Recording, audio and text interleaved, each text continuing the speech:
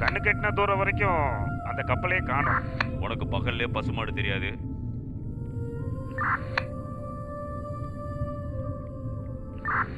அந்த இருக்கு சார், அந்த இருக்கு சார். பார்த்துட்டோம் சார், பார்த்துட்டோம். நான் சொல்லல, பேரிச்சம்பழத்துக்கு கூட போகாது போல. கொஞ்சம் மூடுறியா? கப்பல்ல போய் இடிக்காம அப்படி உள்ள போய் இறங்குங்க. பார்த்து பார்த்து, வேகமா போகாதீங்க, மெதுவா. உள்ள நாங்கள் லேண்ட் ஆயிட்டோம் சார். சரி, அங்க உள்ள என்ன இருக்கு? சார் சரோஜா தேவி படமும் சவுகார் ஜானகியோடைய படமும் இருக்கு சார்.